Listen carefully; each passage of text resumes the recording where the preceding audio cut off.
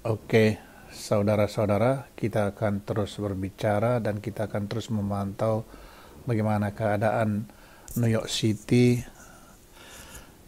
sejak virus ini datang ke New York City. Kita terus melihat bagaimana keadaan di sini. Seperti kita kemarin sebelum dibuka di uh, JFIT Convention Center yang akan dirubah menjadi uh, penampungan orang-orang yang sudah terinfeksi karena kamar di rumah sakit memang sudah penuh.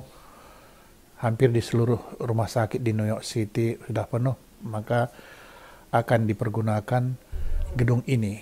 Ini uh, JFIT Convention Center yang terletak di 11 Avenue antara 34 Street sampai 37 Street. Ini gedung memang besar sekali dan kemarin sudah dipasang tempat tidur sebanyak 1.000. 1.000 pertama sudah dipasang di sini. Menurut berita bahwa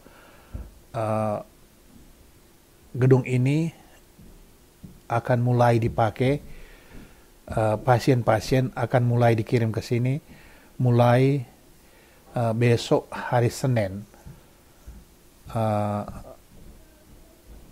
Karena kemarin sudah kita lihat bahwa sudah banyak peralatan-peralatan yang sudah masuk ke gedung ini. Walaupun menurut informasi bahwa peralatan sangat minim sekali yang ada sekarang di rumah sakit seperti keperluan-keperluan di rumah sakit. Di sini kita bisa melihat nih, ini dia National Guard baru keluar dari gedung ini. Mungkin mereka baru habis cuti karena mereka pada umumnya yang men-setup tempat tidur itu.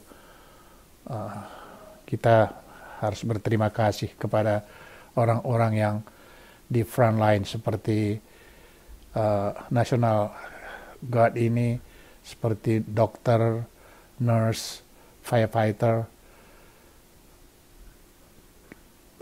Sepantasnya kita mengucap terima kasih bagi mereka dan kita mendoakan mereka karena bagaimanapun mereka adalah yang di depan untuk menolong orang-orang yang sudah terinfeksi. Dan sayangnya peralatan-peralatan yang harus mereka pergunakan untuk melindungi mereka sangat minim sekali. Bagaimana mereka harus bekerja dan bagaimana mereka dengan ketakutan, dengan tanggung jawab, bagaimana mereka ketakutan bahwa mereka akan membawa virus ini ke rumah kepada keluarga mereka. Begitulah keadaan di New York City. Kalau kita selalu mendengar berita, memang benar-benar sangat-sangat menakutkan.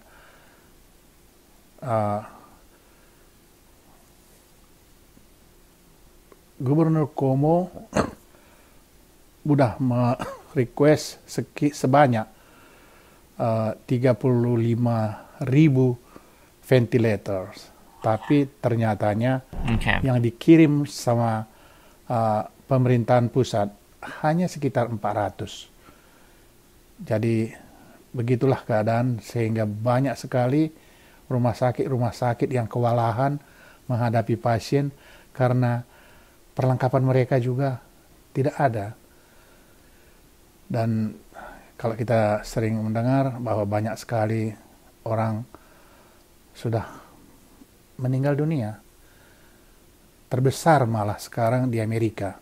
Dari keseluruhan dunia, Amerika mempunyai terinfeksi terbanyak, yang meninggal terbanyak, malah melebihi Italia pada saat-saat sekarang ini. Dan yang lebih menakutkan lagi, sampai hari ini vaksin itu belum ada ditemukan. Walau 1-2 dokter bilang mereka sudah menemukan something, tapi belum ada approve dari FDA. Sampai hari ini saya belum pernah mendengar bahwa diumumkan secara resmi oleh pemerintah. Kegiatan di Mount Sinai emergency sangat sibuk, banyak ambulans yang datang. Satu yang perlu saya kasih tahu di sini, kalau ambulans sudah membawa pasien ke rumah sakit di saat-saat sekarang ini, berarti pasien itu memang sudah sangat-sangat parah, karena mereka tidak akan mau ngetes kita untuk corona kalau keadaan kita belum parah, belum cukup. Dia bilang, you have not evidence to take a test. Jadi kalau memang benar-benar kita nggak, panasnya tinggi, sesak napas, batuk, mereka tidak akan tes kita. Hanya suruh pulang dan suruh makan Telanol. Sangat-sangat menakutkan. Ini di Central Park West. Ini pusat salah satu lagi pusat turis di sini, karena di sini dekat dengan Central Park dan di sini adalah daerah hotel. Di sini biasanya banyak sekali orang berkerumun turis-turis. Sekarang sama sekali tidak ada, memang sudah sepi. Begitulah keadaan di daerah Central Park West. Central Park West ini, Central Park South, Central Park South ini adalah daerah-daerah hotel berbintang 5 di sini, tapi ternyata semua hotel memang sudah ditutup. Dan termasuk di sini ialah Plaza Hotel juga di sini, hanya security yang kita lihat di pintu yang tertutup.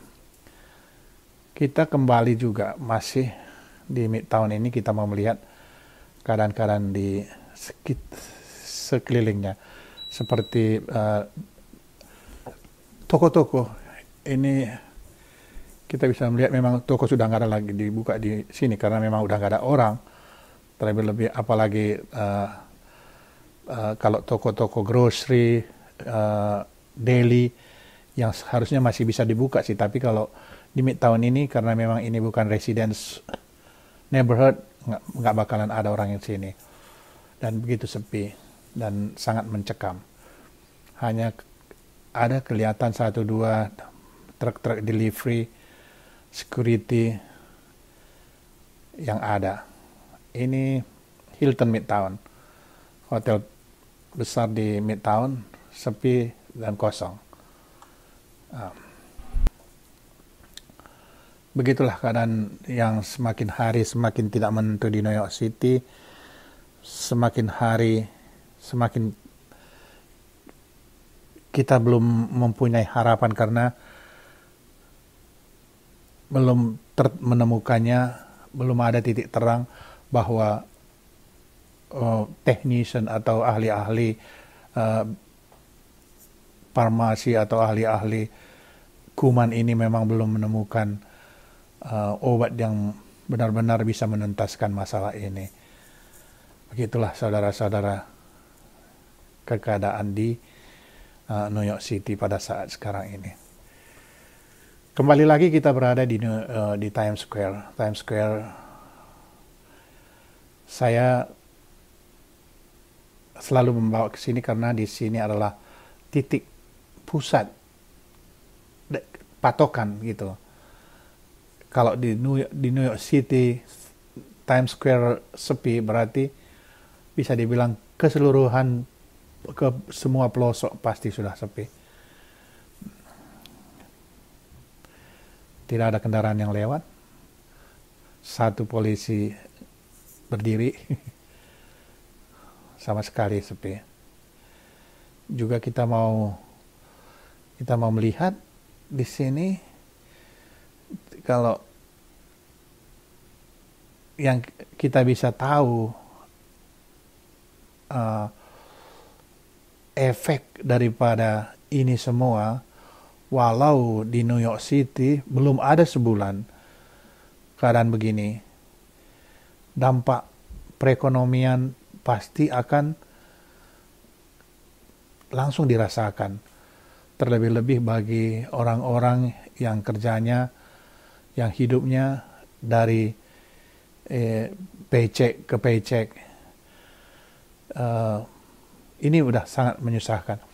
Satu sifat-sifat orang-orang anak-anak muda di New York City yang kebanyakan mereka pada umumnya mereka kerja dari Senin ke Jumat.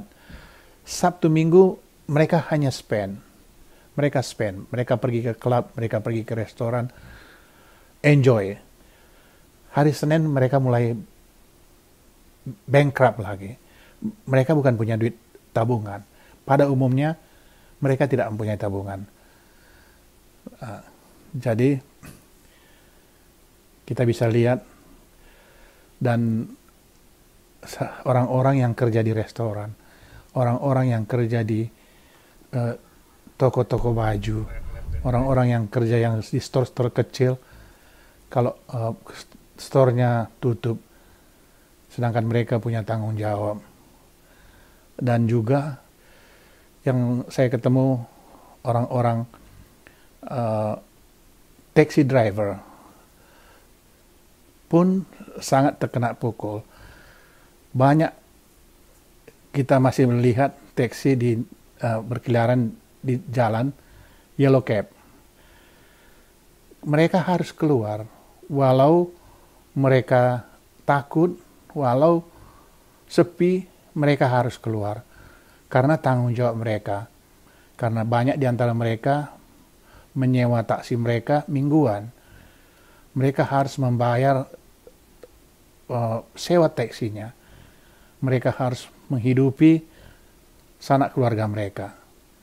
Jadi mereka mempertaruhkan kesehatan mereka pada saat-saat sekarang ini.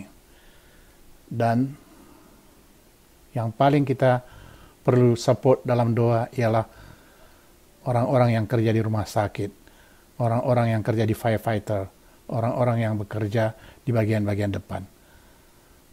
Tolong support.